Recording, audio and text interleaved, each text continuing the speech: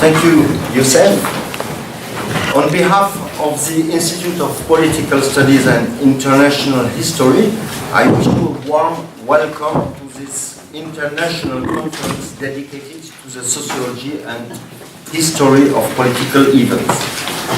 I thank the scientific committee of the conference and the many speakers coming from all around the world who proposed a communication in one of the three thematics of the conference.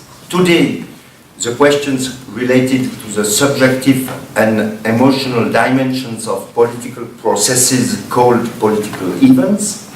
Tomorrow, the understanding of these political processes through the biographical trajectories of individuals who are involved in, and Saturday, a discussion about a perspective of analysis which could be called eventful perspective.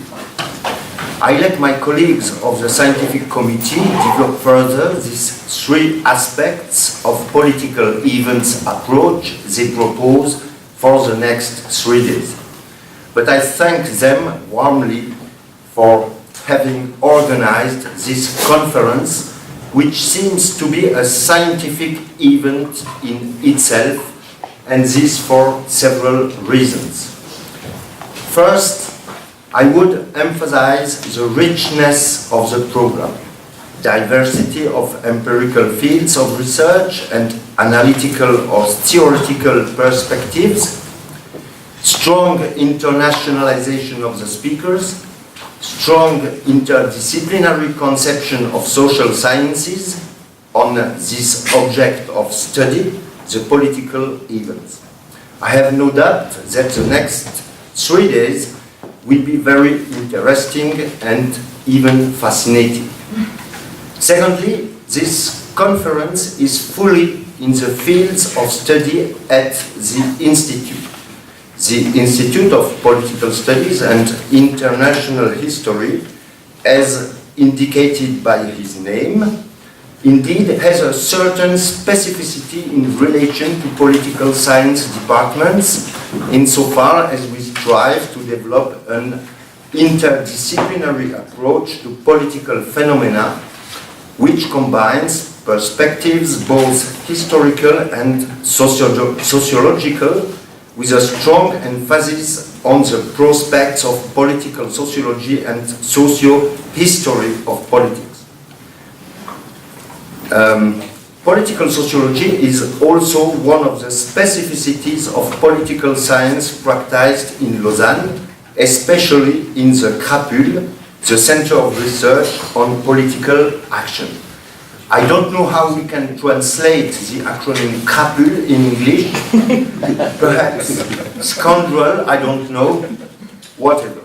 The important thing is that this conference is a great moment for the center, in which several colleagues conduct research and publish works on the revolutionary processes and the political crisis. For example, 4 years ago, in a special issue of the French Political Science Review, an issue which it seems to me that it was a sign of a specialization within the CRAPUL on the questions at stake during this conference. Finally, and more generally, I would like to emphasize the importance of this conference in regard to the problematic at stake. Indeed, I think the final chapter of the book of Bourdieu, entitled Homo Academicus, a chapter in which he tried to elaborate a model for analyzing what he called the critical moment. He wrote this about these types of historical processes as Mai 68, I quote, political crises constitute a challenge for the social sciences because in this kind of critical moments, the sense of the social world is rocking and becomes uncertain. In deciding to take this issue from the perspective of the relation between individuals and political events, my colleagues of the CRAPUL certainly offer us an opportunity to meet this challenge. I'm delighted to follow the meeting and the discussions during the next 3 days, and I wish you an excellent conference. Thank you to all the organizers and speakers.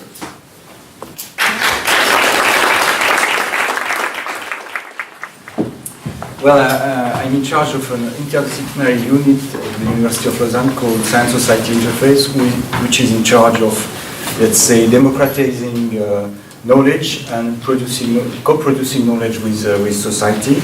And I was very happy to be that our unit was associated to this meeting because, in fact, what we are busy with regards the issues of, for example, technical democracy, co-production of knowledge, collaborative research, participatory research, action research, and so on and so forth. And I think those issues of co-producing knowledge with society is closely related to the issue of the political crisis regarding political representation, and many discussions which relate to the issues of post-democracy, radical democracy, participatory democracy, or counter-democracy. And the issue of democratizing knowledge, I think, is very closely related to what will be discussed those 3 days with you. So I'm very happy to be part of this event. Thank you very much. Thank you very much, Alain. Thank you, Bernard, Voutat. Thank you, Alain Kaufmann. On behalf of the CRAPUL, we are delighted to welcome you to the University of Lausanne. We would like to thank you for accepting our invitation to the conference, Individuals in Political Events. We also would like to thank the institutions that supported us, the UPHI, the Faculty of SSP, the Swiss National Foundation Science, the Interface Science Society, and the foundation of the University of Lausanne, and Mrs. Nicole Ferrari for her crucial support. We want also to deeply thank Ivan Amarkov and Jim Jasper for accepting to be part of the scientific committee. So, first of all, I would like to go over the short history of this conference.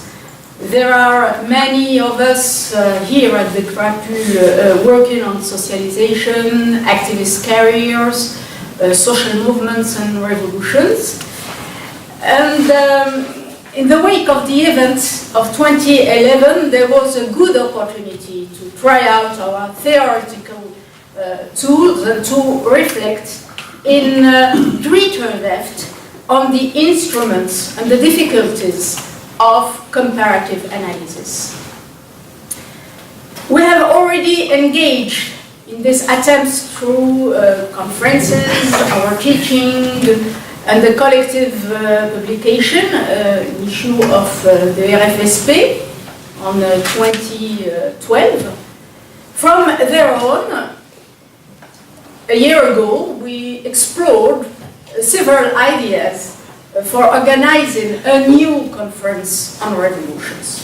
But we quickly reconsidered this initial project after realizing first the frenetic wave of academic activity that was triggered by the events of 2011, and secondly, some recurring biases. Therefore, we decided to focus on one theme rooted in the traditions of the CRAPUL, a topic at the heart of our research interests, and an aspiration to decompartmentalize area studies that goes back to the end of the 90s in this institute. Indeed, certain recurrent trends can be seen in the predominant literature on the 2011 events. Until 2010, researchers working on the Middle East and within comparative politics have overly focused either on the robustness of authoritarian regimes or on the phenomena which were most visible in the media, for example, Islamism. Therefore, an important part of the post-2011 studies missed the accumulation of methodologies and theories produced in the history and the sociology of revolution, in social movement studies, and in political sociology. Since then, they have left themselves open to theoretical and methodological criticism, for instance, the retrospective prediction and the etiological illusion. More specifically, we have observed that the macro-structuralist approaches tend to be hegemonic in the analysis of the so-called Arab uprisings. The major weaknesses of this approach were already exposed. First, the focus on distant causes for the emergence of mobilization at the expense of an analysis of the event's own internal dynamics, in the words of Gobry. Second, the search of some laws of historical change on the basis of precise historical cases. However, these approaches tend to be highly reductionist and to ignore the possible effects of prior revolutions on later ones, as it was highlighted by Sewell 20 years ago. Third, the fact that actors remain in the background when they are not portrayed as iconic figures, like martyrs, subsumed and under refined categories or constituted as decisive due to their position and their visibility in the political conflict. In other words, the situational logic is ignored and the actor is confined to the role of a shadow puppet. Certainly, from the perspective of the events of 2011, there are significant attempts to create a dialogue between different literatures, to bring back the individual level, to adopt a more process-oriented perspective. But there is a lot to do before going concretely beyond the declamatory or prescriptive stage. Therefore, this conference is in continuation of some approaches developed in the CRAPUL, but also elsewhere on both sides of the Atlantic. I will quote only two recent issues, one on protagonism in politics, and another in the Acte de la Recherche en Sciences Sociales on revolutions and political crisis. So during this meeting, we wish to give priority to a topic which would enable us to grasp the dynamics of the event and to link the macro level of the environment and the mezzo level of relations between collective actors and the micro level of individuals. In so doing, one of our goals is to bring together scholars from diverse disciplinary backgrounds, working in different geographical and cultural contexts to address the following question: how do individuals experience political events? By getting you all together today, we have already met one of our challenges.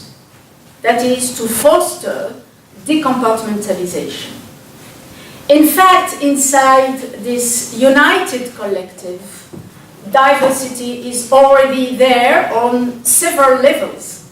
Different academic traditions from both sides of the Atlantic, from all over the Mediterranean and around Europe, as Bernard reminded, different disciplines, anthropology, history, sociology, political science, different geocultural areas being studied.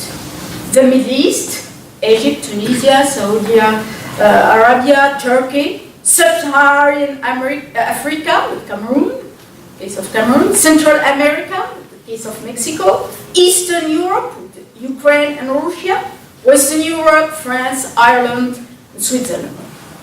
This would have been unthinkable 15 years ago. Yes, Hervé, yes, Joseph. At least in the microcosm of political scientists. Finally, diversity at the level of the historic phases under discussion with different kinds of events, revolutions, events such as May 68, social movements, political scandals, coup d'etat, which took place at different times, the oldest being French Revolution. What is at stake is not so much to reinvent the wheel yet again. Many things have already been said. What is at stake is to give us the means to reflect together on theoretical, conceptual, and methodological plans.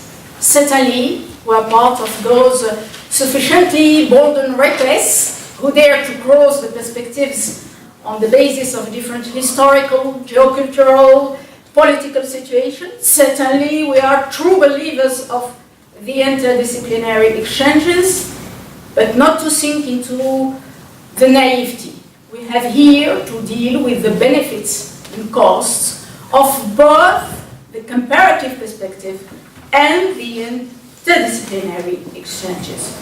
We are aware of the costs of the temptation considering to copy and paste too hastily seductive theoretical montage, or worse, to heap them, and this is to the detriment of richness of each fieldwork. In this respect, we hope that we will have the opportunity to harmonize some of our categories when we use the same categories. Are we talking about the same things? When we use different concepts, are we sure that we are really something different? Finally, to what extent our theoretical issues are cohesive with our constraints in terms of sources and in methodological terms.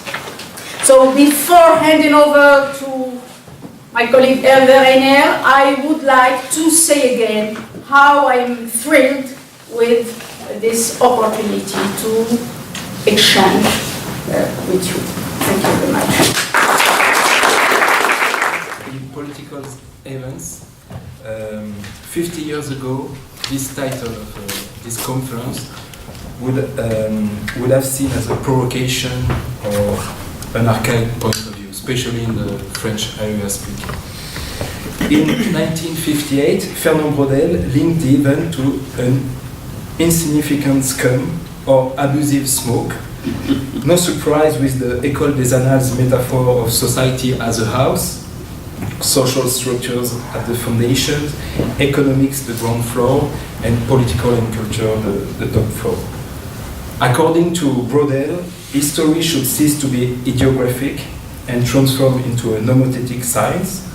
He proposed 3 levels temporality, distinguished by descending order of scientific relevance, longue durée, social structures, economic and demographic cycles, and the events, politics. Influenced by structuralism, he was promoting a no factual history. I quoted him, social science as almost horror of the event, not without reason. The short time is the most capricious, the most misleading of times. So Braudel repeated almost verbatim what the Durkheimian economist François Simon wrote in 1903 about the event against the 3 idols of history. Those three ideas are political, individual, and chronological.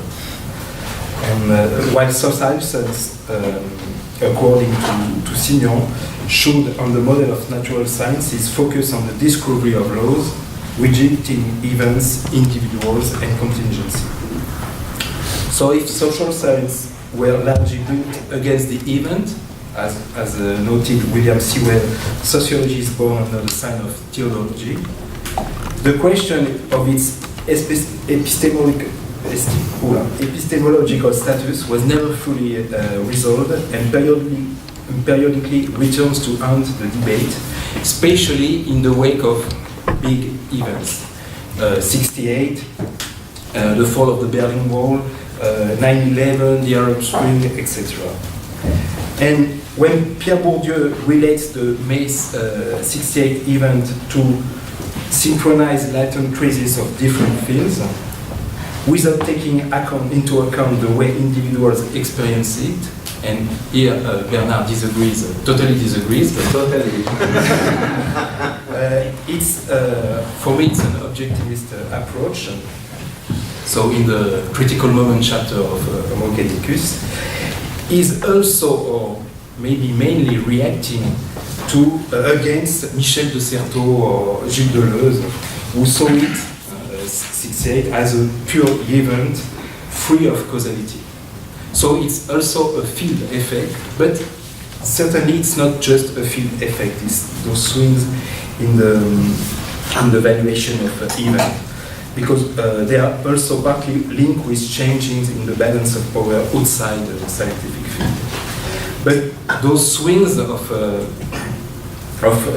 conception of event, far from dispelling the dichotomy structure-event and its corollaries, structure agency or action, structure agency, objectivism, subjectivism, deduction, induction, explanation, understanding, causes, reasons, macro, micro, order, disorder, etc., etc. And on the contrary, they tend to support those dichotomies. The literature on the Arab Spring shows that many social scientists continue to exclude the event and individuals of their research program, while others emphasize through the event the irreducible singularity of subjectivities. Marshall Salins summed this antinomy at its height 40 years ago, during the heyday of structuralism, 50 years ago. For a certain anthropology, as for some history, it seemed impossible that structure and event might occupy the same epistemological space. The event was considered anti-structural, and the supposed structure invalidated the event. Here we could also replace event by individuals. While we agree with many social scientists from Norbert Elias to Andrew Abbott that we should think against or beyond these dualistic categories, it remains very difficult to consider that events emerging from structures transform these structures through a series of feedback loops, and to conceive the spiral aspect of social processes. Etymologically, the event is a phenomenon that takes a break, a rupture, a discontinuity in the flow of history. Of course, the term belongs to the common sense. It is loaded with ambiguities. It applies to facts, more or less objectified, which allows traceability for causal narratives. Most social scientists remain committed to deterministic causal analysis, a particular cause producing a particular effect, as if to isolate cause and effect remain relevant, neglecting in this way the intertwined aspect of social processes made of complex dynamics where what analysis can extract and classify under the effect category tends to feed back on what has been labeled as cause, and in doing so should in turn earn the status of cause. That is why thinking in terms of causes and effects prevents us enter the non-linearity of social processes. If causality there is, spiral causality it is. We should take seriously individuals and their changing moods within an historical, relational, processual perspective to think the event. Otherwise, we risk emptying the social processes of their historicity, their indeterminacy, and the meanings which they are invested. As Mounia just said, we need to open ourselves to several scientific disciplines, even beyond social sciences. For instance, in my own research on event, philosopher Claude Romano, which I know I discovered recently that a few of his books are now published in English, mathematician Benoît Mandelbrot or neurophysiologist Alain Berthoz were very important. So it's also a link with Alain Kaufmann and Science Society. I think we should be very open in this way. So we are taking into account individuals and political events, and because I read the communication, we are taking it into account very differently. It's very different perspective, but certainly not in the way political history did. So maybe it's a happy conclusion, but there is also a cumulative aspect of social sciences. So I think we made a lot of progress since the last 50 years.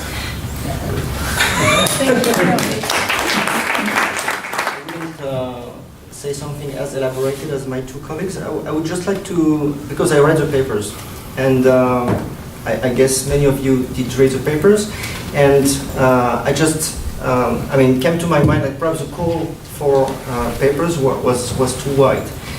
In a way that, as you noticed, we have papers dealing with how people do commit themselves in something which will be a transformative event, like the push factors.